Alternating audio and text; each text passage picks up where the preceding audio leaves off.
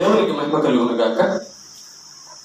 ప్రేమైన దేవుని బిడ్డలారా, ఈ యొక్క హెబ్రీ పత్రిక 10వ అధ్యాయము 24-25 వచనాలు చదువుకొని ధ్యానం చేసుకుని ప్రార్థన చేసుకొని ధ్యానం చేద్దాం. చెప్పండి. హెబ్రీ 10:24-25 వచనాలు. కొందరు మానుకొనుచున్నట్లుగా సమాజముగా కూడుట మానక ఒకరినొకడు హెచ్చరించుకొనుచు ఆ దినము సమీపించుట మీరు చూచిన కొలది మరి ఎక్కువగా అలాగు చేయొచ్చు ప్రేమ చూపుటకును సత్కార్యములు చేయుటకును పురికొల్పవలెనని ఆలోచింతము. చిన్న ప్రార్థించాం. కృపగలిగిన మా కన్న తండ్రి, మహోన్నతుడైన మా దేవ, చదవబడిన ఈ లేఖన భాగంలో నుంచి మాతో మాట్లాడండి, మాకు నేర్పించండి, వినగల చెవులు, గ్రహించగల మనస్సు దయచేయండి. అభ్యంతరపరచ చూచే సాతాను, దురాత్మ, చీకటి శక్తుల ప్రభావాన్ని తొలగించండి తండ్రి. నీ పక్షాన నీవు నిలబెట్టుకున్న నీ దాసుడైన నేను అల్పజ్ఞుడను, పాపిని, నిష్ప్రయోజకుడను. కేవలం నీ ప్రేమ, నీ కృప చేత నీవు నిలబెట్టావు. కాబట్టి మా అందరితో మాట్లాడమని ఈ యొక్క వాక్యము ద్వారా మా జీవితాలు సరిచేసి ఆత్మ సంబంధమైన మేలులు దయచేసి నీ నామమునికే మహిమ తెచ్చుకోమని క్రీస్తు యేసు పేరిట ప్రార్థిస్తున్నాం తండ్రి, ఆమేన్. ప్రేమన దేవుని పిల్లారా, ఈరోజు మనం నేర్చుకోబోయే అంశము లేక పాఠం పేరు ఏంటంటే, చర్చికి ఎందుకు రావాలి, చర్చిలో ఏ ఏ కార్యాలు చేస్తారు, ఆ కార్యాల వలన మనకు వచ్చినటువంటి లాభము, ప్రయోజనము ఏంటి. చర్చికి, దేవుని మందిరానికి 2 కారణాల కోసము రావాలి. ఎవరికైనా తెలిస్తే చెప్పండి, ఏంటో ఆ 2? దేవుని మందిరానికి 2 కారణాల కోసం ప్రతి వ్యక్తి రావాలి. హెబ్రీ పత్రిక 10వ అధ్యాయము 24-25 వచనాల్లో మనం చదువుతున్నాము, సమాజముగా కూడుట మానక అన్నాడు. కొందరు మానేస్తున్నారంట, కొందరు మానేస్తున్నారంట.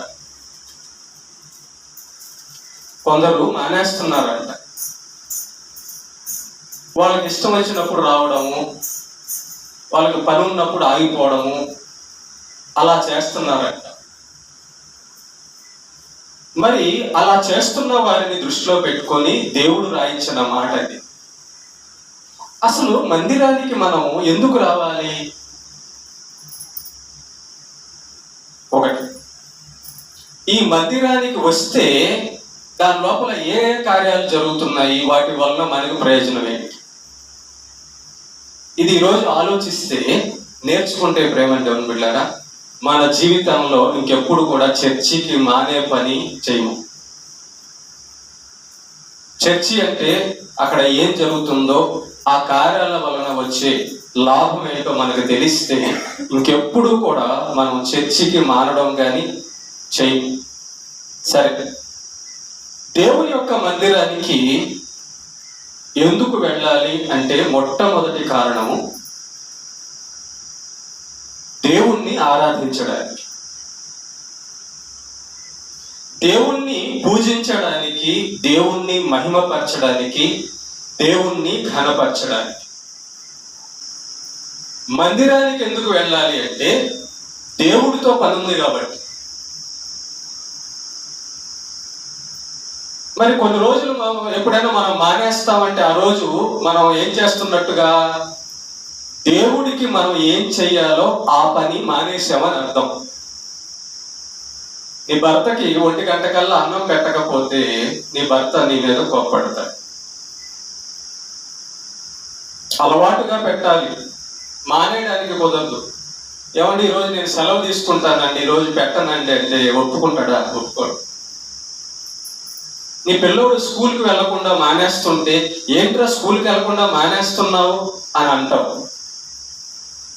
అంటే ఒక మనిషికి చేయవలసినది ఖచ్చితంగా చేస్తున్నావు, కానీ దేవుడికి చేయవలసింది ఖచ్చితంగా చేస్తున్నావా? నెంబర్ 1, మందిరానికి మనం ఎందుకు వెళ్ళాలి అంటే దేవుణ్ణి ఆరాధించడానికి వెళ్ళాలి. ఎవరైతే మందిరానికి రావడం లేదో, మానేస్తున్నారో, వాళ్ళు ఏ పని మానేస్తున్నారో తెలుసా? దేవుణ్ణి ఆరాధించే పని, పూజించే పని, దేవుణ్ణి మహిమపరిచే పని మానేస్తున్నారు. మేము ఇంట్లో ప్రార్థన చేసుకుంటామండి. మీ ఇంటిని చర్చి అంటారా, దేవాలయం అంటారా, ఇల్లు అంటారా? ఇల్లు అంటారు. నేను ఇంటికాడే ఉన్నానండి, బండి నా దగ్గరికి పంపించేయండి, రైల్వే బండి నా దగ్గరికి పంపించేయండి, అక్కడి నుంచి ఎక్కుతానండి. నేను బస్సును మా ఇంటికాడికి పంపించేయండి, అక్కడ మా ఇంటికాడ ఎక్కుతానండి అనొచ్చా? అనకూడదు. మనం స్టేషన్ దగ్గరికి వెళ్ళాలి, మనం బస్ స్టాండ్ దగ్గరికి వెళ్ళాలి. ప్రేమ దేవుని బిడ్డలారా, దేవుని మందిరానికి వెళ్ళడం అనేది దేవుడు ఏర్పాటు చేసినటువంటి ఆజ్ఞలలో ఒకటి. దేవుని మందిరానికి వెళ్ళడం, రావడం అనేది ఆజ్ఞల్లో ఒకటి. ఆజ్ఞ తప్పిపోతే, ఆజ్ఞ అతిక్రమిస్తే, దేవుడి ఆజ్ఞ అతిక్రమిస్తే అది ఏమవుతుంది? పాపం అవుతుంది. కనుక మొట్టమొదటిగా ఎవరైతే దేవుని మందిరము జరుగుచున్న వేళ, దేవుని మందిరము జరుగుచున్న వేళ ఏదో ఒక కారణము చేత మానే ప్రతివాడు పాపము చేయుచున్నాడు. నేను ఎందుకు మందిరానికి రండి రండి రండి రండి అని పిలుస్తానంటే పద్దాకా చెప్తుంటాడండి ఆయన, మందిరానికి రండి, మందిరానికి రండి అని చెప్తుంటాడండి. పోతారని. ఎక్కడికి? పాపం చేస్తే ఆడిపోతారమ్మా పాపం చేసిన వాళ్ళందరూ. నేను ఎందుకు పిలుస్తున్నాను? పరలోకానికి రమ్మని పిలుస్తున్నా. దేవుని శాపం తగలకూడదని పిలుస్తున్నా. దేవుని నుండి శాపం రాకూడదు, పాపము రాకూడదు, మనకు పాపం అంటకూడదు. పరలోకం వెళ్ళాలి అంటే దేవుణ్ణి ఆరాధించాలి, దేవుడు ఆజ్ఞ పాటించాలి. కనుక ప్రేమ దేవుని బిడ్డలారా, దేవుడు ఒక నియమం పెట్టాడు. ఆ నియమము తనను ప్రతి మనిషి ఆరాధించాలి, పూజించాలి. తాను నియమించినటువంటి స్థలంలో దేవుడు ఎక్కడైతే మందిరం ఏర్పాటు చేశాడో, ఎక్కడైతే చర్చి ఏర్పాటు చేశాడో, ఆ చర్చిలో ఎవరైతే సభ్యులుగా ఉన్నారో, ఆ సభ్యుడుగా ఉన్న ప్రతి వ్యక్తి ఖచ్చితంగా మానక ఆరాధనకు వెళ్ళాలి. హెబ్రీ 10:24 చదువు. కొందరు మానేస్తున్నారంట. మనం ఏమనుకుంటామంటే ఒక రోజు వెళ్ళిపోయినా వెళ్ళకపోయినా పర్లేదు అనుకుంటున్నాం. ఒక రోజు మనం చర్చికి వెళ్ళకపోయినా పర్లేదు అనుకుంటున్నాం. ఎవరు చెప్పారు నీకు పర్లేదని? ఎవరు చెప్పారు నీకు చర్చికి వెళ్ళకపోతే నష్టం లేదని? ఒక ఆరాధనకు మానితే ఎన్ని నష్టాలు, ఎన్ని శాపాలు తగులుతాయో ఈరోజు మనం నేర్చుకుంటాం. ఒక ఆరాధనకు మానేస్తే.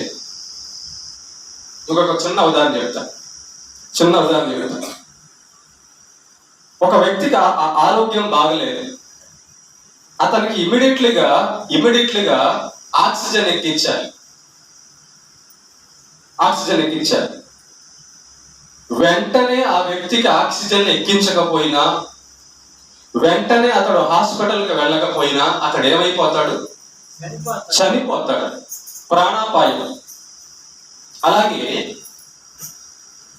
ఆరాధనకు మానితే వాడు ఆత్మీయంగా దేవునికి దూరం అయిపోతాడు. అంత ప్రమాదం ఉంది. అసలు ఏ ప్రమాదం లేకపోతే దేవుడు ఎందుకు రాపిస్తాడు? మీరు మానొద్దు అని దేవుడు ఎందుకు చెప్తున్నాడు? మానితే నష్టం ఉంది కాబట్టి. చర్చికి మానేస్తే నష్టం ఉంది కాబట్టి. పక్కింటి ఆమె నేను వెళ్తే ఆమె నా పక్కన కూర్చోదు కాబట్టి నేను మానేశాను. బంధువులు వచ్చారు కాబట్టి నేను మానేశాను. ఇంకో పలానా పని ఉంది కాబట్టి, డ్యూటీ ఉంది కాబట్టి నేను మానేశాను అని ఏదో ఒక కారణము చేత దేవుని మందిరానికి ఆరాధించడం మానేస్తారు. ఇది పాపం అవుతుంది అంటున్నాడు దేవుడు. దేవునిని ఆరాధించడానికి మందిరానికి వెళ్ళకపోవడము పాపము. పాపము వలన వచ్చు జీతము మరణము, నరకము. నెంబర్ 1, మందిరానికి ఎందుకు రావాలి అంటే పాపం అంటకుండా ఉండడానికి రావాలి. మందిరానికి రాని రోజు మందిరాన్ని ఉండి ఆరాధన ఉండి ఎవరైతే రావడం లేదో ఆ రోజంతా వాళ్ళు పాపంలో ఉన్నారు అని అర్థం. ఎక్కడ ఉన్నారమ్మా? పాపంలో ఉన్నారని అర్థం. కాబట్టి పాపంలో ఉండగా దేవుడు ఒకవేళ వాళ్ళకి అవకాశం ఇచ్చేసి ఆపేశాడు అనుకో, నెక్స్ట్ ఆదివారానికి నీకు ఆరాధనకి దేవుడు ఛాన్స్ ఇవ్వలేదనుకో, పాపములో ఉండగా అతన్ని దేవుడు చంపేశాడు అనుకో, అతడు వెళ్ళేది నేరుగా నరకానికి. దేవుడు అంటాడు, నేను నీకు ఆజ్ఞ ఇచ్చాను కదా, మందిరానికి మానకు, నన్ను ఆరాధించడం మానొద్దు, నన్ను పూజించడం మానొద్దు అని నేను నీకు ఆజ్ఞ ఇచ్చాను కదా. లేదు ప్రభువా, మా ఇంట్లో నేను పూజ చేసుకున్నా, మా ఇంట్లో నేను ప్రార్థన చేసుకున్నా. మరి మీ ఇంట్లో నువ్వు ప్రార్థన చేసుకునే పని అయితే నేను పాస్టర్ని చర్చిని ఎందుకు కట్టించానమ్మా? మీ ఇంట్లో నువ్వు ప్రార్థన చేసుకునే పని అయితే ఇక పాస్టర్ ఎందుకు, చర్చి ఎందుకు? అందరి ఇళ్లలో ఎవరి ఇళ్లలో వాళ్ళు ప్రార్థన చేసుకుంటే సరిపోద్ది కదా. ఈరోజు ఈ వాక్యం వినడానికి వచ్చిన మీరందరూ కూడా ధన్యులు. ఎందుకంటే ఈ వాక్యాన్ని కానీ మీరు జాగ్రత్తగా కానీ పాటించగలిగితే ఖచ్చితంగా మీరు పరలోకానికి వెళ్తారు. ఖచ్చితంగా పరలోకానికి వెళ్తారు. ఒక చిన్న విషయం చెప్తాను. మీరు ఇంట్లో నేను మందిరానికి రాకుండా ఇంట్లోనే ఉన్నానండి, ఇంట్లోనే ప్రార్థన చేసుకున్నానండి అంటే ఏమేమి నష్టపోతారో నేను చెప్తాను. ఏమేమి నష్టపోతారో నేను చెప్తాను. మనం చాలా నష్టపోతాం. ఇంట్లోనే ఉండి ప్రార్థన చేసుకుంటున్నానండి, రాకపోయినా పర్లేదు కదా, ప్రార్థన చేసుకుంటున్నానంటే దేవుడు ఆజ్ఞ ఇస్తే ఆ ఆజ్ఞ చేయకపోతే చాలా నష్టపోతాం. కనుక దేవుని మందిరంలో ఏవైతే మనకు దొరుకుతాయో అవి ఇంట్లో మనకు దొరకవు.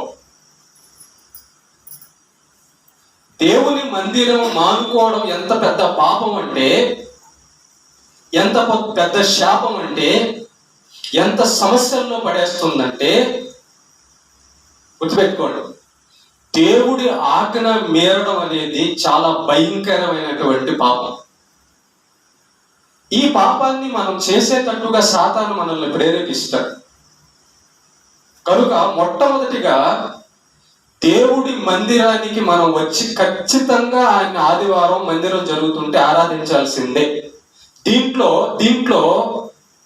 దేవుడు మనకేం వెసులుబాటు ఇవ్వాల. నేను ఇంట్లోనే ప్రార్థన చేసుకుంటానండి, బంధువులు వచ్చారండి, లేకపోతే పని ఉందండి, నేను ఇంట్లోనే అడ్జస్ట్ అయిపోతానంటే దేవుడు దీనికి మనకు అవకాశం ఇవ్వాల. నువ్వు ఇంట్లోనే ఉండి దేవుడు ఆరాధన జరిగే రోజు ఇంట్లోనే ఉండి ఆరాధించుకోవడానికి దేవుడు మనకి అవకాశం ఇవ్వలేదు. కనుక ఖచ్చితంగా ఈ ఆజ్ఞ పాటించాల్సిందే. 24 చదువుతున్నాం. కొందరు మానుకొనుచున్నట్టుగా సమాజముగా కూడటం మానక అన్నాడు. దీంట్లో డౌట్ ఏం లేదు. ఇంకా అంతే, దేవుడు ఆజ్ఞ అంతే. ఇంకా మానొద్దు అన్నాడంటే మానకూడదు. దానికి మనం ఆ కారణం ఈ కారణం 100 చెప్పినా అది పాపమే. అర్థమైందా? నువ్వు 100 చెప్పినా అది పాపమే. చర్చి ఆరాధన జరుగుతుండగా ఖచ్చితంగా అటెండ్ అయిపోవాల్సిందండి. ఒకటి. రెండోది, చర్చికి ఎందుకు వెళ్ళాలి? రెండోది ప్రేమ దేవుని బిడ్డలారా, చర్చికి మనం కానీ రాకపోతే ఎవరైతే చర్చికి రారో వాళ్ళల్లో క్షేమాభివృద్ధి జరగదు. వాళ్ళల్లో క్షేమాభివృద్ధి జరగదు. క్షేమాభివృద్ధి అంటే ఏంటండి? క్షేమాభివృద్ధి అంటే ఏంటి చెప్తాను. అట్లా మందిరంలో ఉంటే, మందిరానికి వస్తే, ఆ మందిరం జరుగుతుండగా ఆ మందిర కార్యక్రమాలలో జరుగుతున్నటువంటి కార్యక్రమాల వలన మనకు రావాల్సిన ఫలాలు అందకుండా పోతాయి.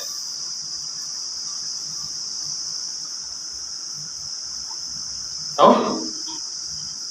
ఒక చిన్న ఉదాహరణ చెప్తాను, ఇంకా బాగా అర్థం కావడానికి. పెళ్లి జరుగుతుంది, పెద్దలు పెళ్లి నిశ్చయించారు. ఓకేనమ్మా? పెళ్లి నిశ్చయించారు. ఇప్పుడు పెళ్లికి ఎవరెవరు రావాలమ్మా? ఖచ్చితంగా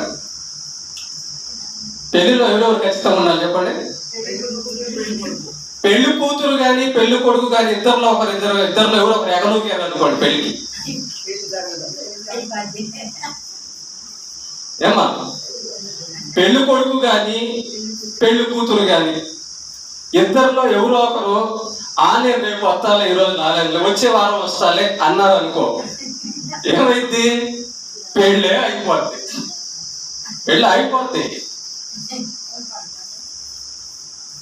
ఇక్కడ పెళ్లి కొడుకు ఎవరు, పెళ్లి కూతురు ఎవరు?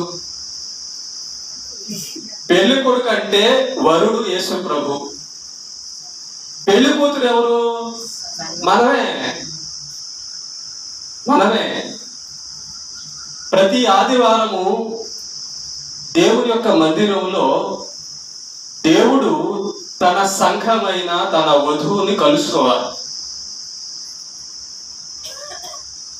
తన బిడ్డైన విశ్వాసిని కలుసుకోవాలి, మాట్లాడాలి, ఆయన ఆరాధించాలి, ఆయన ఇచ్చేవి తీసుకోవాలి.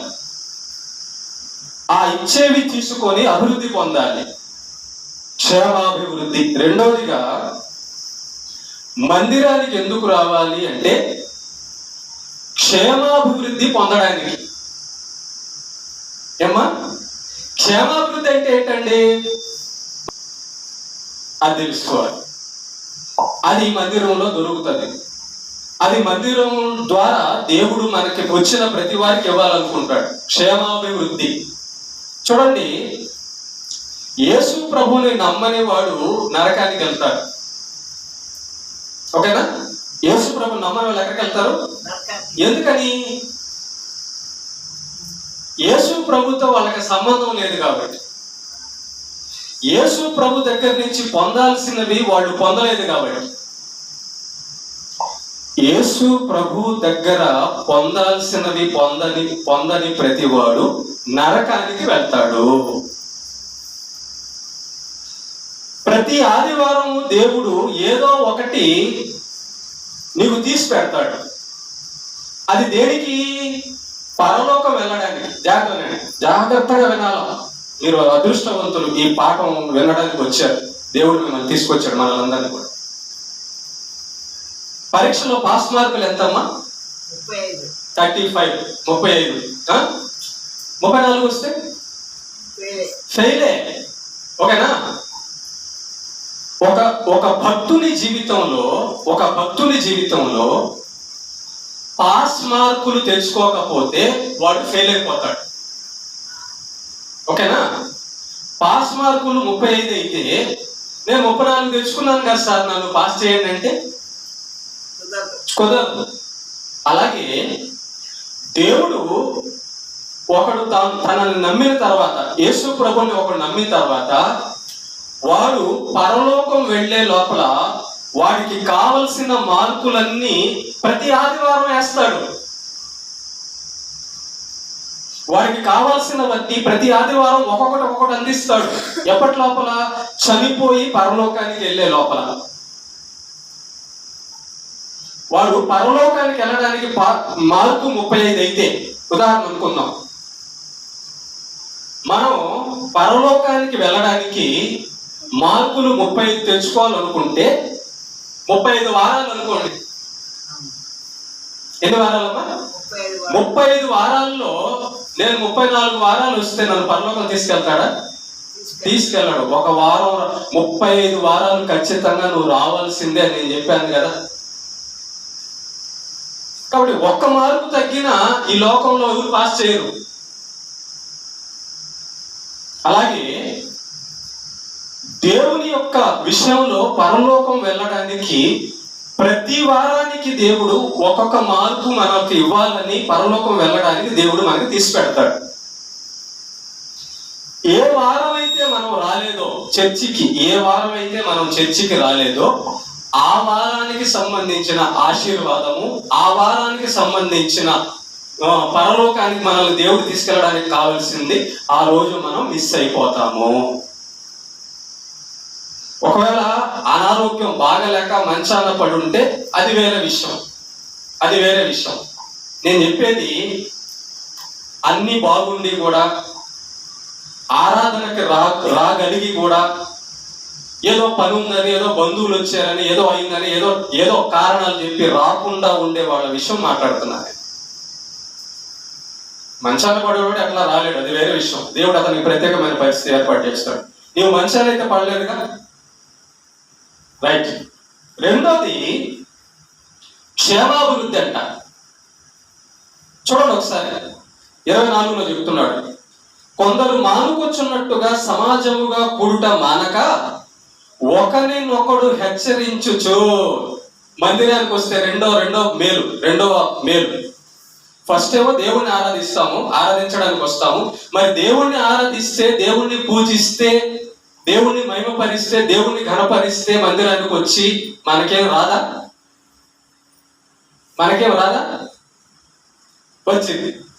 వచ్చిందా రాదా? వచ్చింది. కాబట్టి నెంబర్ 1, దేవుణ్ణి మహిమపరిచి, దేవుణ్ణి ఆరాధించి, దేవుణ్ణి స్తుతిస్తే ఆశీర్వాదం వస్తుంది. నెంబర్ 1. నెంబర్ 2, రెండవ ఉపయోగం ఏంటండి అని ఆలోచిస్తే చూడండి, ఇక్కడ ఒకరినొకడు హెచ్చరించుచు. మందిరానికి వచ్చిన తర్వాత దేవుడు ఏం చేస్తాడో తెలుసా? నువ్వు చేసిన మహిమ, మనం చెల్లించిన స్తుతి, మనం చేసిన ఆరాధనకి కొన్ని మార్కులైతే మందిరానికి వచ్చిన తర్వాత ఇదిగో నీ పక్కన కూర్చున్న వాళ్ళ ద్వారా, దైవ సేవకుడు ద్వారా ఇచ్చే మార్కులు కూడా కొన్ని ఉంటాయి. చాలా మంది నోరు జారుతుంటారు దైవ సేవకుల విషయంలో. చాలా మంది విశ్వాసుల విషయంలో నోరు జారుతుంటారు. ఆమె అలాంటిది, ఈయన ఎలాంటోడు, ఆమె అలాంటిది, ఇలాంటిదని. గుర్తుపెట్టుకోండి జాగ్రత్త.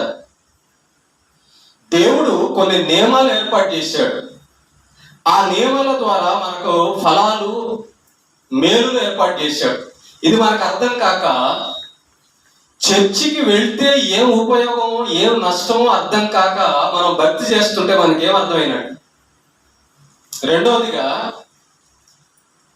కూడుకున్న ప్రార్థనలో మందిరంలో ఉన్న మనుషుల ద్వారా కూడా కొంత ఉపయోగం ఉంది. ఎలాగంటే చూడండి ఒకసారి. ఫస్ట్ కొరింథీ 14:3 చదవండి. ఫస్ట్ కొరింథీ 14:3.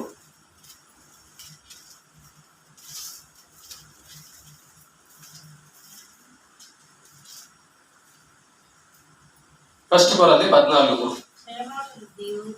క్షేమాభివృద్ధియు హెచ్చరికయు ఆదరణయు కలుగునట్లు ప్రవచించువాడు మనుషులతో మాట్లాడుతున్నాడు. చూసారా, ఇక్కడ ఫస్ట్ కొరింథీ 14:3 క్షేమాభివృద్ధి, హెచ్చరిక, ఆదరణ, ఈ 3 మందిరంలో దొరుకుతాయి. దేవుడు తీసి పెడతాడు మందిరానికి వస్తే.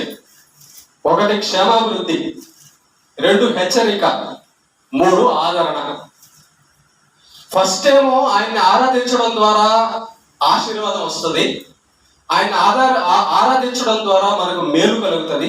రెండోది మందిరంలో క్షేమాభివృద్ధి. మనము భక్తిలో అభివృద్ధి కావడానికి మందిరమే కారణం. మనం విశ్వాసంలో భక్తి జీవితంలో అభివృద్ధి కావాలంటే ఖచ్చితంగా మందిరానికి వెళ్ళాలి. నువ్వు మందిరానికి వెళ్ళకుండా నీకు వాక్యం ఎవరు నేర్పిస్తారు? నువ్వు మందిరం వెళ్ళకుండా దేవుడి గురించిన సంగతులు ఎవరు తెలియజేస్తాడు నీకు? నువ్వు మందిరం వెళ్ళకుండా ఒకవేళ చనిపోతే నిన్ను సమాధి ఎవరు చేస్తారు? నువ్వు మందిరానికి వెళ్ళకుండా నీకు ఏదైనా బాగలేకపోతే నీకు ఎవరు వచ్చి ప్రార్థన చేస్తారు? నువ్వు మందిరానికి వెళ్ళకుండా నువ్వు ఏదైనా పాపంలో పడిపోతే నిన్ను ఎవరు వచ్చి హెచ్చరిస్తారు? మందిరానికి వెళితే క్షేమాభివృద్ధి, హెచ్చరిక, ఆదరణ. ఒకవేళ నువ్వు కుంగిపోయి ఉన్నావు అనుకో, దేవుడు తన వాక్యం ద్వారా మందిరంలో నీతో మాట్లాడతాడు, ఆదరిస్తాడు. నువ్వు ఒకవేళ పాపంలో ఉన్నావు అనుకో, దేవుడు తన వాక్యం ద్వారా నిన్ను హెచ్చరించి సరిచేస్తాడు. ఇదిగో జాగ్రత్త, నువ్వు పాపం చేస్తున్నావు, సరిదిద్దుకో అని ఎవరు చెప్తారు నీకు? ఎక్కడ చెప్తారు? మందిరంలోనే చెప్తారు. ఇంట్లో ఎవరు చెప్పడం. నువ్వు ఇంట్లో ఉన్నావు అనుకో, నువ్వు ఎలా అభివృద్ధి అవుతావు?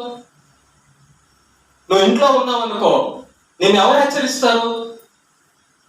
నువ్వు ఇంట్లో ఉన్నావు అనుకో, నీకు బాధ లేకపోతే నిన్ను ఆదరించేది ఎవరు? చూసారా?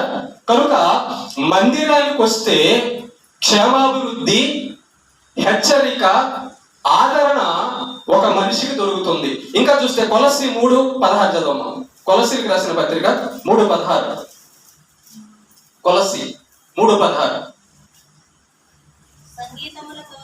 సంగీతములతోను కీర్తనలతోను ఆత్మ సంబంధమైన పద్యములతోను ఒకనికి ఒకడు బోధించుచు బుద్ధి చెప్పుచు కృపా సహితముగా మీ హృదయములలో దేవునిని గూర్చి గానము చేయించు సమస్త విధములైన జ్ఞానముతో క్రీస్తు వాక్యము మీలో సమృద్ధిగా నివసింపనిచేయడు. ఈ ప్రేమ దేవుని బిడ్డలారా, చూడండి, మనం మందిరానికి వస్తే ఏ కార్యాలు మనకి తగులుతాయంటే, ఏ కార్యాలు మనకు అందుబాటులోకి వస్తాయంటే, చూడండి, మందిరానికి రాగానే ఫస్ట్ అందరూ కలిసి ప్రార్థన చేస్తుంటారు.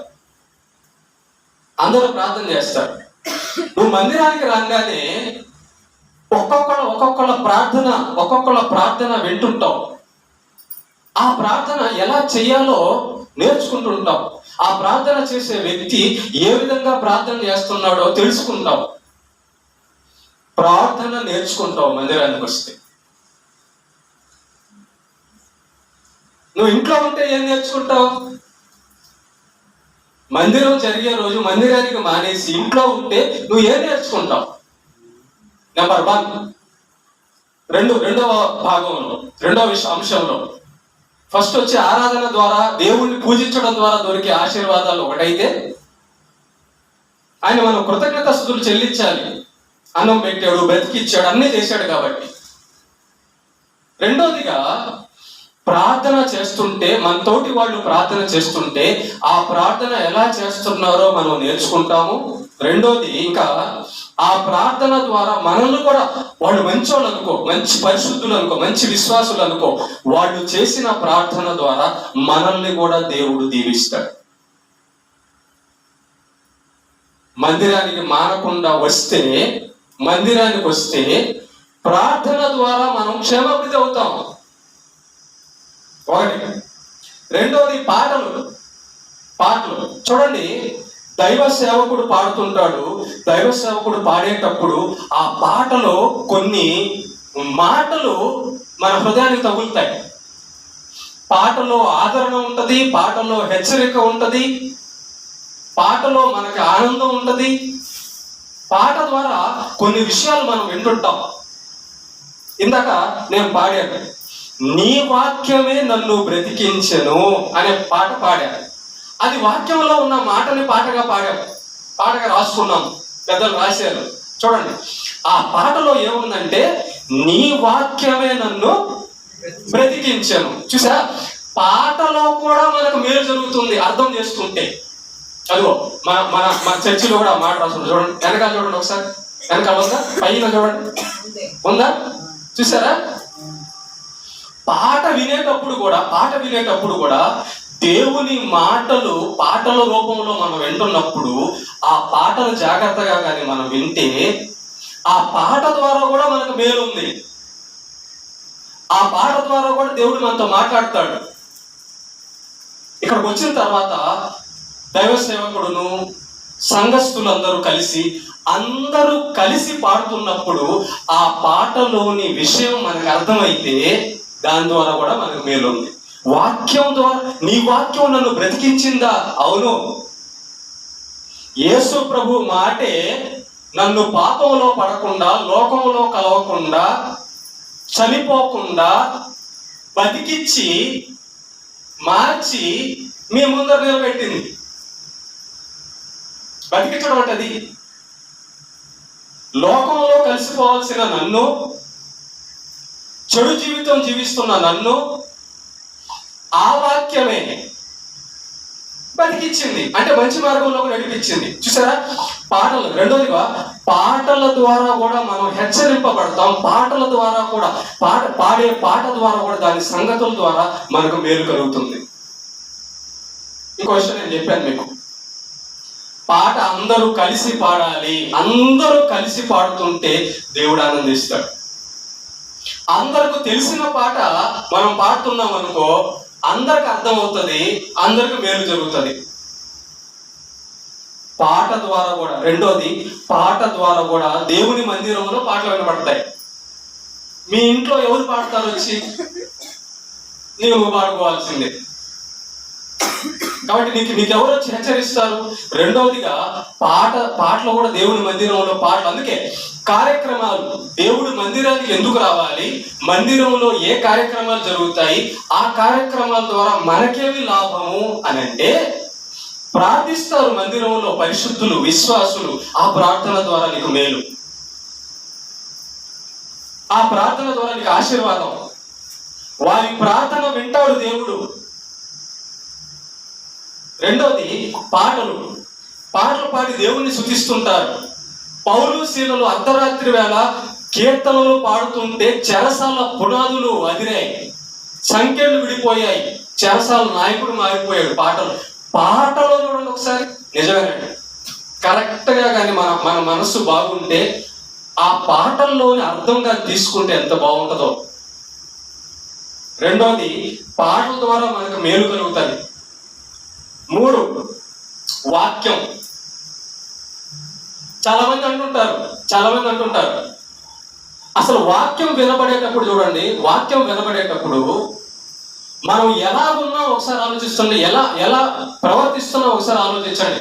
ఈ వాక్యం ద్వారానే కదా దేవుడు నిన్ను పరలోకానికి సిద్ధపరచాలనుకుంటుంది. ఈ వాక్యం ద్వారానే కదా దేవుడు నిన్ను మంచోడుగా చేయాలనుకుంటుంది. నేను ఒక మాట చెప్తాను మీకు అర్థం కావడానికి. ఒక పిల్లోడు తన తండ్రి మాట వెనక మందు సిగరెట్ తాగుతున్నాడు. ఏమా? ఒక పిల్లోడు తన తండ్రి మాట వెనక మందు సిగరెట్ తాగుతున్నాడు. అప్పుడు తండ్రి ఏం చెప్తాడు వాడికి? ఏమా? తాగొద్దని చెప్తాడు. ఎప్పటి వరకు చెప్తాడు? చెప్తాడమ్మా? ఎప్పటి వరకు చెప్తాడు? చెప్పండి, ఎప్పటి వరకు చెప్తాడు అతనికి? ఎప్పటి వరకు చెప్తాడు? ఎప్పటి వరకు చెప్పాలి? మానేంత వరకు.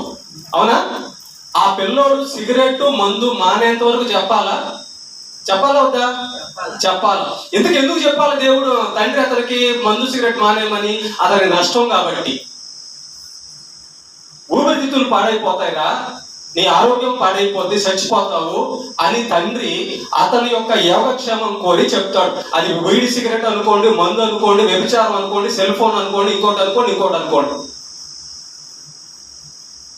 ఏదైనా కానీ ఒక చెడుని చేస్తుంటే క్షేమం కోరే కదా మానేమని అంటారు. అవునా? వాడు మానేస్తే వాడికే మంచిది కదా. మనలో కొంతమంది అనుకుంటారు ఇట్లా అనుకోవచ్చా? ఏంటి నాన్న, నిన్న చెప్పావు కదా సిగరెట్ మానేయమని, మందు మానేయమని, మళ్ళీ ఈరోజు కూడా చెప్పాలా అని అనొచ్చా? మనలో ఏమనుకుంటారు తెలుసా? మనలో ఏమనుకుంటారండి కొంతమంది, ఈయన ఏది చెప్పిందే చెప్తుంటాడు ఆయన ఏం చెప్పిందే చెప్తుంటాడు అని అంటే నేను అంటున్నా, నువ్వు తాగిందే నువ్వు తాగుతున్నావురా, నువ్వు చూసింది ఎందుకు చెప్తున్నావు, నువ్వు తినింది ఎందుకు తింటున్నావు? జవాబు చెప్పండి. నువ్వు తప్పు చేసిందే ఎందుకు చేస్తున్నావు? ఒక రోజు తప్పు, ఒక రోజు మానేసేయి. ఎందుకు చెప్తాడు అంటే వాక్యం ద్వారా, దేవుడు వాక్యం ద్వారా మాట్లాడి మన లోటుపాట్లు కలిగిన బ్రతుకులను సరిచేయడానికే వాక్యం. దేవుడు వాక్యం ద్వారా మన బ్రతుకులన్నీ సరిచేసి మనల్ని మంచి జీవితం ఇవ్వడానికే, నీతిమంతుడైన జీవితం ఇవ్వడానికి, అందుకే కదా వాక్యం. పోనీ నిన్నేమన్నా చెడిపోమని పాస్టర్ గారు ఏమని చెప్తున్నారా? చెడిపోమని ఏమని చెప్తున్నారా రోజు? కాదు కదా. మరి మంచి చెప్తుంటే రోజు చెడు జీవితం మానేమంటుంటే నీ మీద ఎంత ప్రేమ ఉంటే పాస్టర్ గారు చెప్తున్నాడు చెడు జీవితం మానేయమని. అది అర్థం కాదా? నువ్వు చెడిపోయిన జీవితంతో ఉంటే నరకానికి వెళ్తావు, చచ్చిపోతే అని, అది ప్రేమ కదా? అవునా కదా? కాబట్టి ప్రేమ దేవుని బిడ్డలారా గుర్తుపెట్టుకోండి. మూడవదిగా, మందిరంలో వాక్యం ద్వారా దేవుడు మనల్ని పరలోకానికి తీసుకెళ్ళడానికి, మార్పులు వేయడానికి ఏర్పాటు చేశాడు. నేను ఇప్పుడు చెప్తున్న వాక్యం చూడండి. ఈ వాక్యము మందిరంలోనే కదా మీకు దొరుకుతుంది. మీ ఇంట్లో ఎవరు చెప్తారు? లేకపోతే మీ ఇంట్లో ఎవరైనా చెప్తారా? చెప్పరు. దేవుని యొక్క మందిరంలో వాక్యం దొరుకుతుంది. ఈ వాక్యము ద్వారా మన చెడిపోయిన జీవితాలు బాగు చేసి పరలోకానికి తీసుకెళ్లాలన్నది దేవుని యొక్క ఉద్దేశం. ఓకేనా? మరి ఈ వాక్యము మనం సరిగా వినకపోయినా, ఈ వాక్యాన్ని సరిగా మనం వినలేకపోతున్నామన్నా దాంట్లో జాగ్రత్తగా, చాలా భయంకరమైన స్థితిలో మనం ఉన్నామని అర్థం అండి. ఇప్పుడు ఏ వాక్యం అయితే దేవుడు మనకు అందించి ఆ వాక్యం పాటిస్తే మనల్ని పరలోకం తీసుకెళ్లాలని దేవుడు ఏర్పాటు చేస్తే, ఇప్పుడు మీ ఇంట్లో వాళ్ళు మీకు అన్నం పెట్టాలని అనుకున్నారు. ఆ అన్నం తినడం వల్లనే కదా నీకు బలం. ఆ అన్నం తింటేనే కదా నువ్వు బలపడేది. పెట్టిన అన్నం పెట్టినట్టుగా పడేస్తున్నావు అనుకో, ఏమా? పెట్టిన అన్నం పెట్టినట్టుగా పడేస్తున్నావు అనుకో, అప్పుడు నువ్వేమైపోతావు? బలహీనమైపోతావు, చనిపోతావు. అర్థమవుతుందా? మందిరంలో దొరికేటటువంటి వాక్యం మన మనస్సుకి, హృదయంలోకి వెళ్ళకపోయినా మన జీవితం చెడిపోయి, పాపంలో పడిపోయి నరకానికి వెళ్ళే ప్రమాదం ఉంది. కాబట్టి వాక్యం ద్వారా దేవుడు దైవ సేవకుడు ద్వారా వాక్యం ద్వారా హెచ్చరించి మనలో ఉన్న లోటుపాట్లన్నీ సరిచేసి అదొక మార్కేయాలనుకుంటాడు మందిరంలో. చూడండి, ప్రార్థన ద్వారా, పాటల ద్వారా, 3 వాక్యం ద్వారా, 4 ప్రభు బల్ల. యేసు ప్రభు అన్నాడు, నా శరీరము తిని నా రక్తము తాగువాడే నిత్య జీవము కలిగిన వాడు. ఆయన శరీర రక్తాలు మనం తీసుకుంటేనే మనం పరలోకానికి అర్హులం అంట. నువ్వు ఆదివారం మానేసేవనుకో, మీ ఇంట్లో నీకు శరీర రక్తాలు ఎవరిస్తారు?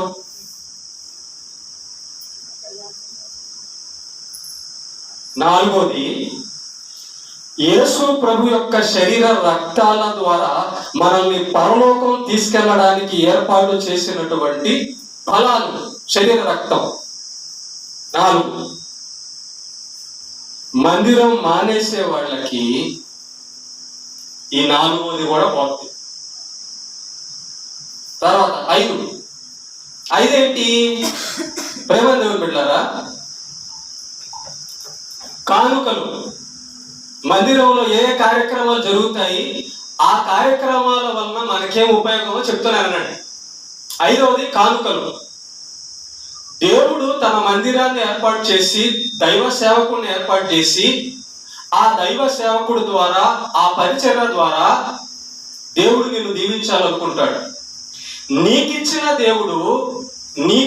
దేవుడు తన దైవ సేవకుడికి నువ్వు కూడా ఇచ్చి నీ యొక్క మేలులో పాల్పొందుతున్న దైవ సేవకుడి విషయంలో, మందిరం విషయంలో నువ్వు కూడా సహకారిగా ఉండాలని దేవుడు ఆజ్ఞ ఇచ్చాడు.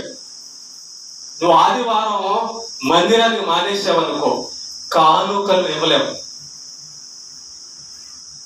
వారం అంతా దేవుడు నీకు అన్నం పెట్టాడా? ప్రాణం ఇచ్చాడా? తిరిగి ఆదివారం దేవుడికి ఏమి ఇచ్చావు? ఆదివారం రాకుండా ఏమి ఇస్తావు? ఏం లేవు. కాబట్టి కానుకలు, ఆ కానుకలు దేవుడు నియమించాడు. నువ్వు ఇస్తే నీకు ఇవ్వాలని. దైవ సేవకుడు సువార్త చేస్తుంటాడు, దైవ సేవకుడు దైవ కార్యక్రమాలు జరిగిస్తుంటాడు. దైవ సేవకుడు ఎన్నో కార్యక్రమాలు జరిగించడానికి ధనం కావాలి.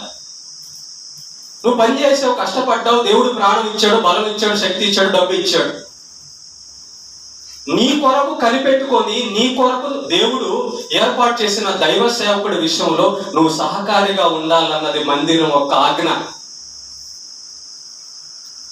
మందిరానికి వచ్చి దైవ సేవకుడికి నీ కష్టంలో నుంచి దేవుడికి ఇవ్వాలి. 5వది, ఎవరైతే మందిరానికి రారో వాళ్ళు దొంగలు అవుతారు. దొంగలు ఎట్లా? మందిరానికి మానేస్తే దొంగలు ఎట్టా అండి? మందిరానికి మానేస్తే దొంగలు ఎట్ట అవుతారంటారా? చెప్తానండి. దేవుడు అంటాడు, నా మందిరానికి నీకు నేను ఇచ్చాను, అన్నం పెట్టాను, డబ్బులు ఇచ్చాను, ఆరోగ్యం ఇచ్చాను, నీళ్ళు ఇచ్చాను, గాలి ఇచ్చాను, ప్రాణం ఇచ్చాను, అన్ని ఇచ్చాను.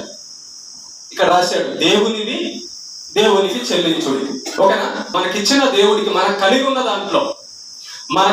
ఉన్న దాంట్లో దేవుడికి ఇవ్వకపోతే దేవుడి వద్ద దేవుడిచ్చింది మనం దొంగిలించినట్టే. ఆదివారం మందిరానికి రాకుండా, కానుకలు వేయకుండా ఉండే ప్రతివాడు దొంగ. దేవుడి దృష్టిలో దొంగ. దొంగలు పరలోకి వెళ్తారా? వెళ్ళరు. అందుకే 5, నువ్వు ఇచ్చే కానుకల ద్వారా. విధవరాలు చూడండి, ఎంత ఇచ్చిందమ్మా? అడవిలోనా? 2 ఇచ్చింది కదా. ఎక్కడ ఇచ్చింది? మందిరంలో, అడవిలోనా? ఇంట్లోనా? మందిరంలో. మందిరంలో తనకున్న 2 కాసులు, ఉన్న కాసులు ఇస్తుండగా దేవుడు చూచి ఆమెను ఆశీర్వదించాడు. 5, మందిరంలో కానుకలు ఇవ్వడం ద్వారా దేవుడు నిన్ను ఆశీర్వదించాలి. ఒక మార్క్ వేయాలనుకుంటున్నాడు పరలోకానికి. కాబట్టి ఎవరైతే ఆదివారం మందిరం మానేస్తారో వాళ్ళు దేవుడికి ఇవ్వకుండా దొంగలవుతారు.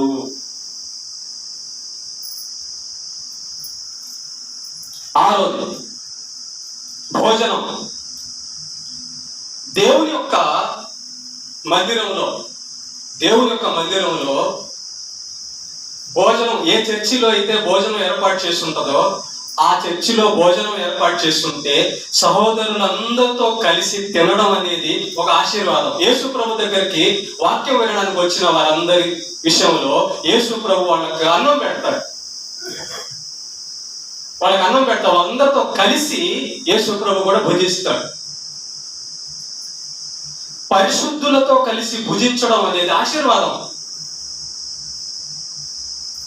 6వది, మందిరంలో దొరికేది ఏదైనా కూడా, అది మంచి నీళ్ళైనా కూడా ఆశీర్వాదమే. బయట వాళ్ళకు ఉన్న భక్తి చూడండి. బయట వాళ్ళు ఆ మందిరంలో, గుడుల్లో ప్రసాదం అంటే వాళ్ళు భయపడి విసిరి పడేస్తారా? కళ్ళకు అద్దుకొని తింటారా? ప్రసాదం, దేవుడు ప్రసాదం అంటారు. ఎక్కడదంట? అది దేవుడు ఆలయంలో దట. కనీసం వాళ్ళకు ఉన్నటువంటి ఆ జ్ఞానం కూడా మనకి లేకపోతే ఎట్లాగా? గుళ్ళోది ప్రసాదం అంటారు. అంటే వాళ్ళు నిజమైన దేవుడిని ఎరగనప్పటికీ కూడా వాళ్ళ భక్తి చూడండి. మందిరంలో నుంచి వచ్చిన పదార్థం, దేవాలయంలోంచి వచ్చిన పదార్థం, ఆహా ఎంత భక్తి! ఇది ప్రసాదం అనుకొని కళ్ళకు అద్దుకొని తింటే మాకు ఆశీర్వాదం, దేవుడు మందిరంలోంచి వచ్చింది ఆశీర్వాదం అనుకొని వాళ్ళు తింటారండి. ఆ నమ్మకం చూడండి. నువ్వు ఎప్పుడైనా అట్లా అనుకున్నావా? ఇది మందిరంలో దొరికిన అన్నం, మందిరంలో దొరికిన నీళ్లు, మందిరంలో దొరికినది పదార్థం. అలా అనుకునే వాళ్ళని దేవుడికి ఆశీర్వదిస్తాడు. ఇలా నలుగురితో కలిసి, దైవ భక్తులతో కలిసి భుజించడం. రేపు యేసయ్యతో కలిసి పరలోకంలో మనం భుజిస్తాం. యేసయ్యతో కలిసి ఇక్కడ ఎక్కడ 2-3 కూర్చుంటాడు అక్కడ నేను ఉంటానని అన్నాడు దేవుడు. ఆరోది, దేవుని యొక్క మందిరంలో దొరికే పదార్థాల యొక్క ఆశీర్వాదం పోతుంది మందిరం అనేసి. నువ్వు ఇంట్లో బిర్యానీ వండుకో, చికెన్ బిర్యానీ చేసుకో, దమ్ బిర్యానీ చేసుకో, చేపలు వేసుకో, రొయ్యలు వేసుకో, ఏమన్నా వేసుకో, అది వేస్ట్. మందిరంలో దొరికే పచ్చడైనా అది ఆశీర్వాదం. మందిరంతో దైవ భక్తులతో దేవుని పిల్లలతో కలిసి తినడం ఆశీర్వాదము. ఇక 7వది మందిర పరిచర్య. మందిరానికి మానేస్తే వచ్చే భయంకరమైన నష్టాలు, శాపాల గురించి నేను చెప్తున్నా. మందిరానికి వస్తే వచ్చే ఆశీర్వాదాల గురించి మాట్లాడుతున్నామా ఏమా? ఇక 7 ఏంటంటే మందిర పరిచర్య. మందిర పరిచర్య ఇది దేవుని మందిరం కదా. మన ఇంటినే మనం ఎంత శుభ్రంగా పొద్దునే లవంగానే ఊడ్చుకుంటామా? ఊడ్చుకుంటాం. మన ఇంట్లో అంట్లన్నీ కడుక్కుంటాం. మన ఇంట్లో పనులన్నీ చేసుకుంటాం కదా, చేసుకుంటాం. మరి నీ ఇంట్లో పనులన్నీ చేసుకుంటే నీకు మేలైనప్పుడు దేవుని మందిరంలో చేపలెత్తడం, కుర్చీలు వేయడం, కుర్చీలు తుడవడం, వస్తువులన్నీ అరేంజ్మెంట్ చేయడం. ఏమ్మా, నీకు ఒక విషయం ఆలోచించు. నువ్వు ఒక్కదానివే ఇంట్లో పనంతా చేస్తున్నావు అనుకో, నీకు ఎలా ఉంటుంది చెప్పు? నేను ఒక్కదాన్నే చేస్తున్నాను, నాకు చాలా సంతోషంగా ఉంటుంది అంటావా? నేను ఒక్కదాన్నే చేస్తుంటే మీరందరూ పందికొక్కుల్లా పడి తింటున్నారంటావా? అంతే గట్టగా కదా అంటావు. నా కష్టం నీకు తెలుసా? అసలు ఎంత కష్టం చేస్తున్నాను నేను ఒక్కదాన్ని ఇంత కష్టం చేస్తుంటే మీరందరూ హాయిగా తింటున్నారు అంటావా లేదా? అంటాం కదా. మరి ఇంతమంది కూర్చోవాలంటే కుర్చీలు ఎవరు వేయాలి? ఎంతమంది కూర్చోవాలంటే చేపలు ఎవరు వేయాలి? ఎంతమంది తినాలంటే అన్నం ఎవరు ఉండాలి? ఎంతమంది తినాలంటే ప్లేట్లు ఎవరు కడగాలి? ఎంతమంది కూర్చోవాలంటే ఎవరు ఉడవాలి? ఎంతమంది తినాలంటే ఎవరు ఇవ్వాలి?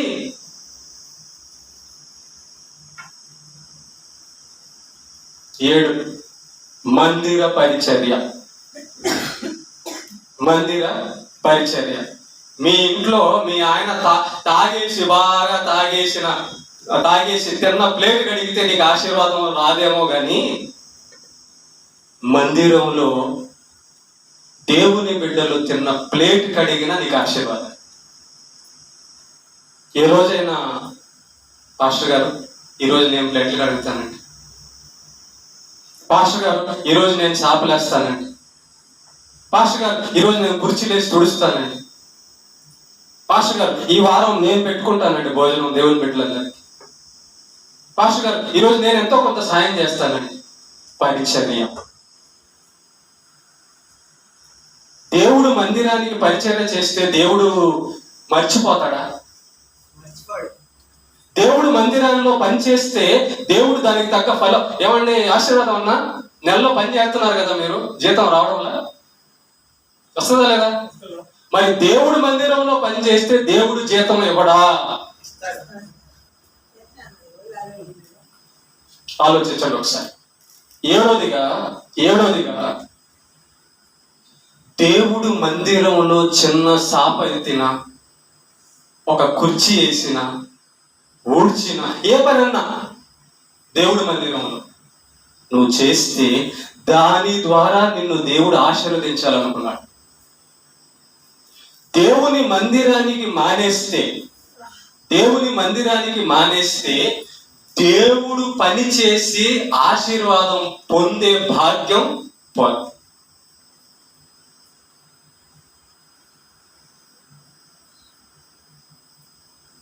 చూసారా ఎన్ని పాపాలు, ఎన్ని నష్టాలు మందిరానికి మానేస్తే.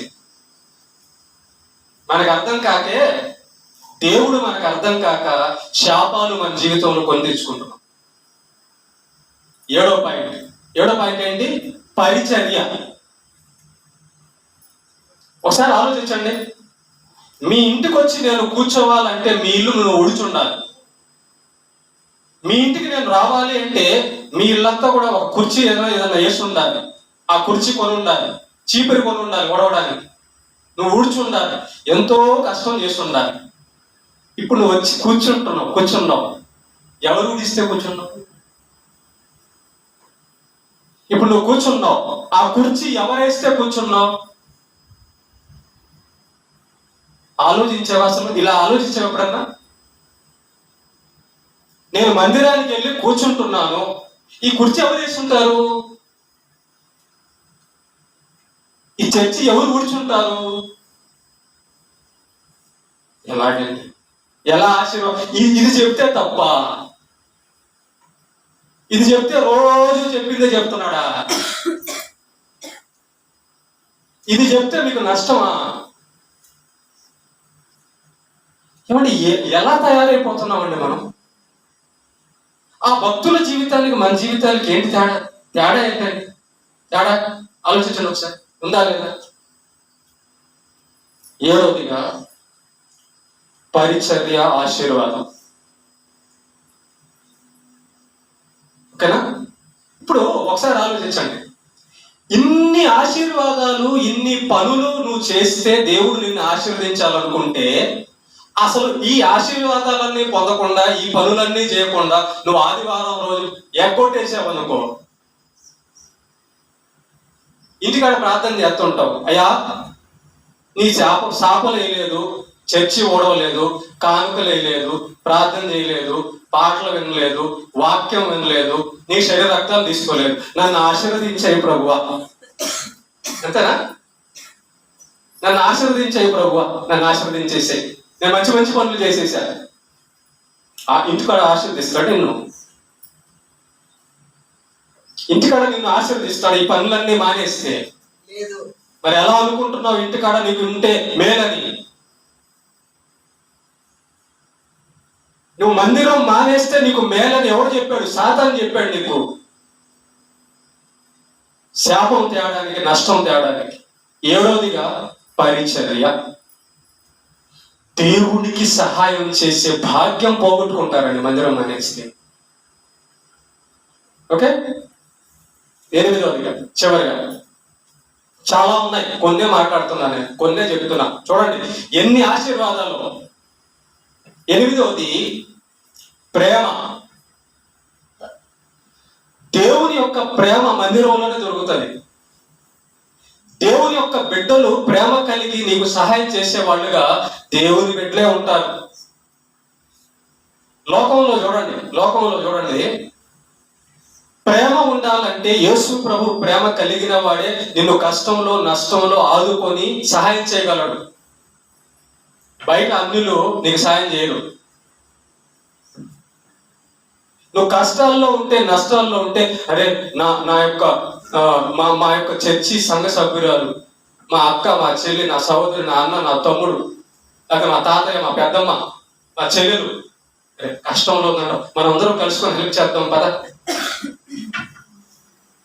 ప్రేమ దొరికేది మందిరంలోనే. దేవుడు ప్రేమ దొరుకుతుంది, సహకారం దొరుకుతుంది నీకు.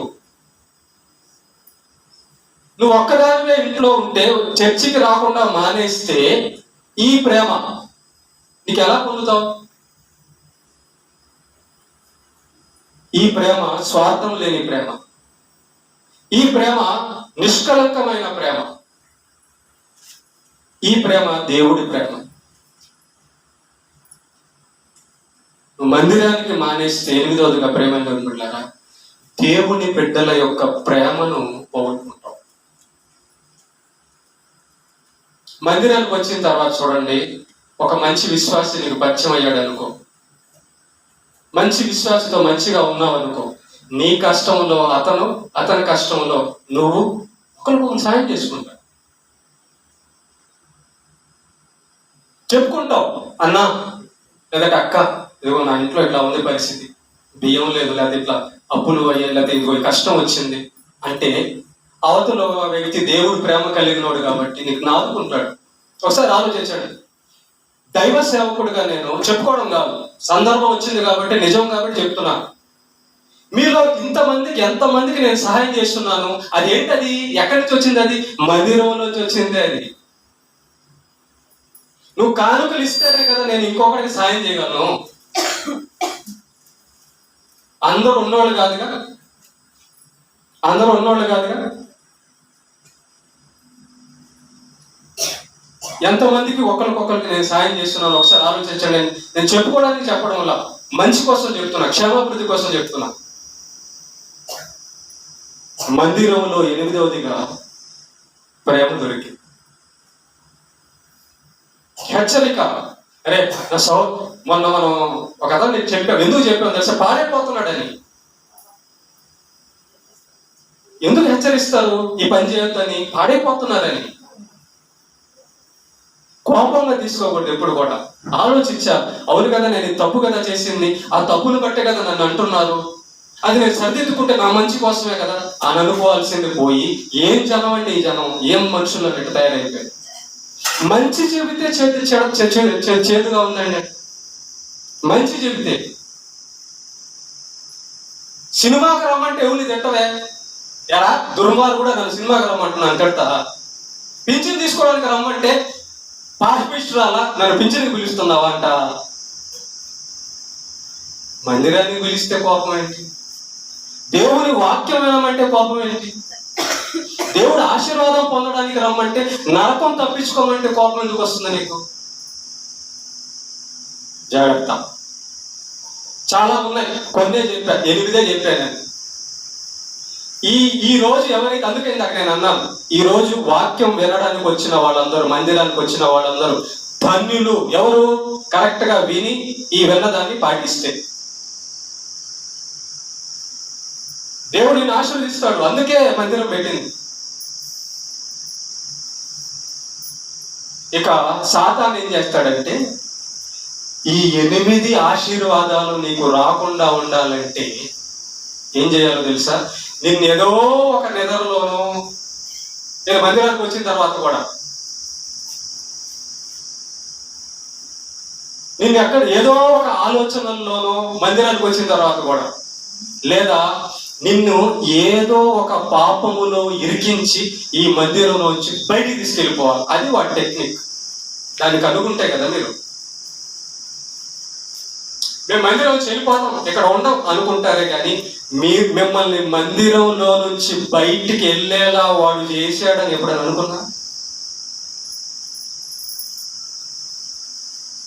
వాళ్ళ లోపలికి వచ్చేమంటాడంటే, వెళ్ళబాక, మందిరానికి వెళ్ళబాక అంటాడు. కరెక్టే, మేము అసలు మందిరానికి వెళ్ళాం, కానీ వాడు ప్లాన్ సక్సెస్ అయిందని నీకు అర్థం కాదు.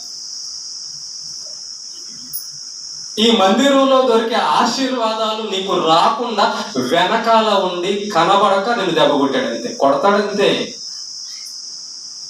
ఒకసారి ఆలోచించాను, ఒక్క మాట చెప్పి నేను ముగించేస్తాను. కొన్నిసార్లు కూడా చెప్పాను, మీలా నేను అనుకుంటే ఏ వారం కూడా ఆబ్సెంట్ కాకుండా నిలబడగలనా? మీలా నేను అనుకుంటే ఈ మందిరం మూతపడదా? ఆదివారం రోజు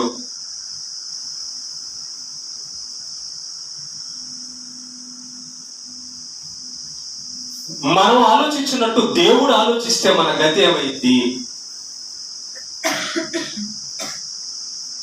పాపులమైన మన కోసం తన రక్తం, తన వాక్యం, తన శరీరము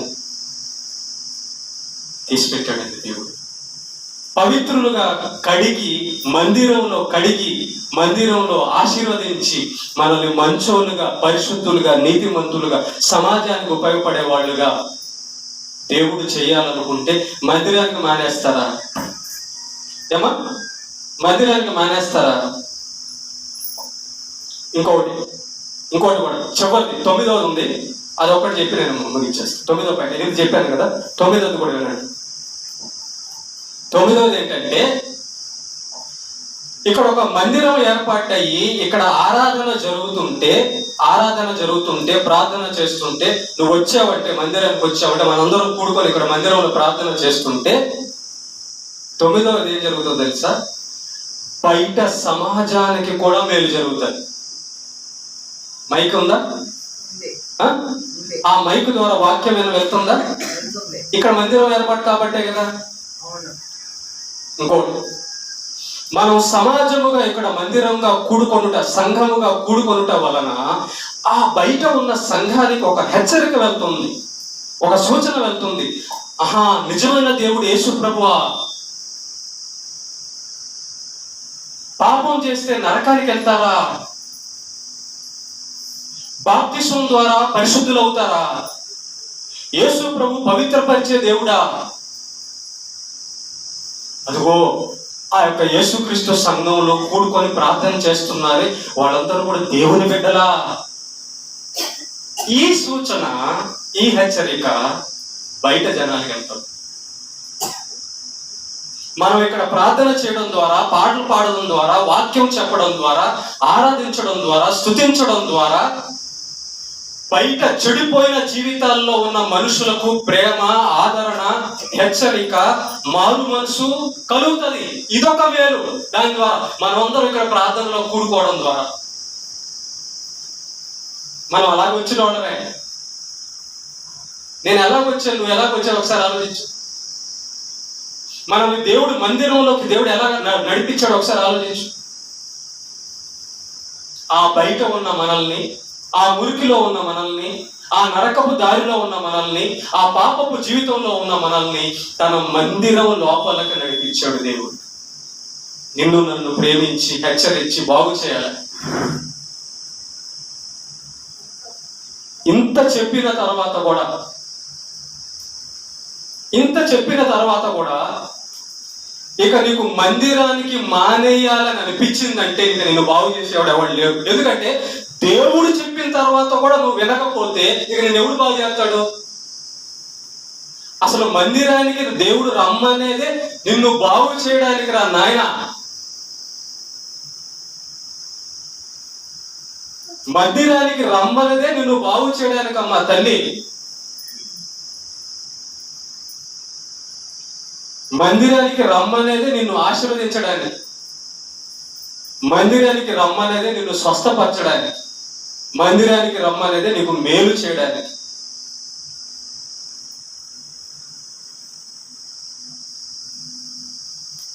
మరి మీకు అర్థమైందో లేదో నాకు తెలియదు. ఇంకా చెప్పాల్సింది నేను చెప్పాను. దేవుడు ఇదిగో మందిరం మానేస్తే ఈ నష్టం, ఈ పాపం అని చెప్పాడు. మందిరానికి వస్తే ఈ ఆశీర్వాదము, ఈ లాభం అని చెప్పాడు. ఇప్పుడు దేవుడు చెప్పింది చెప్పాడు, సాతాను ఇంకోటి చెప్తాడు. వాడు ఏం చెప్తాడు? వాడు రావద్దు అంటాడు, వాడు వెళ్ళిపోమంటాడు, వాడు మానేయమంటాడు, వాడు రకరకాలు చెప్తాడు. ఎవరి మాట వింటావో నీ ఇష్టం.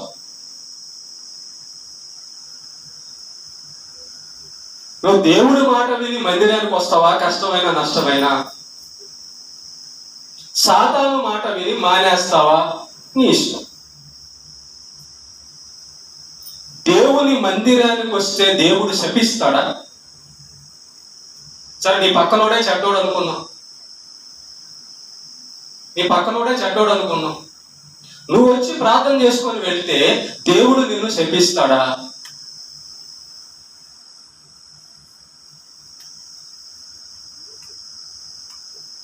ఈ ఆశీర్వాదాలన్నీ పొందకుండా సాతాను మనల్ని నాశనానికి నడిపిస్తాడని ప్లాన్ చేసి. ఇక్కడ కూర్చొని దేవుడు ఆదివారం రోజు నా బిడ్డ వస్తుంది చూడాలి, నా కుమారుడు వస్తాడు వాడిని చూడాలి నేను. మీరు కన్న పిల్లలు దూరం అయ్యి ఎక్కడో ఊరిలో ఉంటే ఎప్పుడు వస్తాడా ఎప్పుడు చూడాలని అనుకోరా? మీ బిడ్డల్ని మీరు వెతకరా? వెతుకుతారు కదా. నా తండ్రి నా కోసం ఆదివారం వెతుకుతుంటాడని అనుకోవా? నీ తండ్రి కంటే నీ అన్న ఎక్కువ, నీ తల్లి ఎక్కువ, నీ భార్య ఎక్కువ, నీ భర్త ఎక్కువ, నీ డబ్బు ఎక్కువ, నీ పని ఎక్కువ?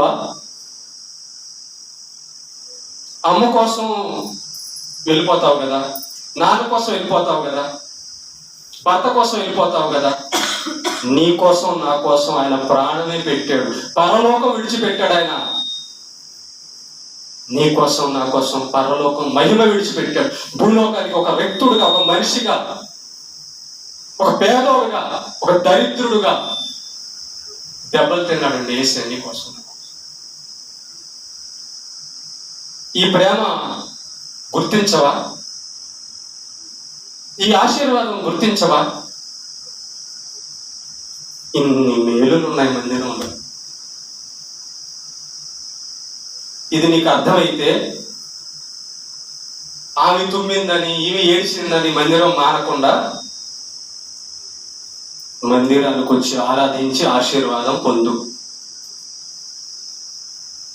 ఈ ఆశీర్వాదాలన్నీ నీకే. మనం దేవుడు చెప్పింది కానీ చేస్తుంటే మన జీవితం ఎట్లా ఉంటుందో తెలుసా? అస్సలు నిరుత్సాహము, విరక్తి, విసుగు ఇవన్నీ ఏముండవు. చూడండి, నేను మీతో వాక్యం మాట్లాడుతున్నాను, ఇంకా మాట్లాడాలన్నా గంటసేపు మాట్లాడతా. ఆసక్తి, దేవుడిచ్చిన ఆసక్తి. నాకు నిద్ర రాదు మాట్లాడేటప్పుడు, నాకు విసుగు రాదు. కారణం ఏంటో ఒకసారి ఆలోచించండి. దేవుడి మీద మనకున్న ఆసక్తి మనల్ని ఎంతైనా చేపిస్తుంది ఏమో. కనుక దేవుని మందిరం మానొచ్చా? నోళ్ళు ఉన్నాయి అందరికి? చెప్పండి. అయితే దేవుని మందిరం మానొచ్చా? మానకూడదు. మానితే శాపాలు వస్తాయి, పాపం వలన శాపాలు వస్తాయి. ఓకేనా? కనుక నీకు ఎన్ని పనులున్నా, ఎవడొచ్చినా, ఏమైనా కూడా ముందు ఆదివారం ఆరాధన రోజు నీ ఆరాధన దేవునికి ముగించి, నువ్వు చేయాల్సిన పనులు దేవునికి ముగించే తర్వాత ఏ పనన్నా చేసుకో. ఇది మన బాధ్యత. దేవుణ్ణి ఆరాధించాల్సిన బాధ్యత, దేవునికి స్తుతులు చెల్లించాల్సిన బాధ్యత, దేవుడి మందిరంలో మనం గడపాల్సిన బాధ్యత, దేవుడి ఆశీర్వాదాలు పొందాల్సిన బాధ్యత, పరలోకానికి వెళ్ళాల్సినటువంటి బాధ్యత మనకుంది.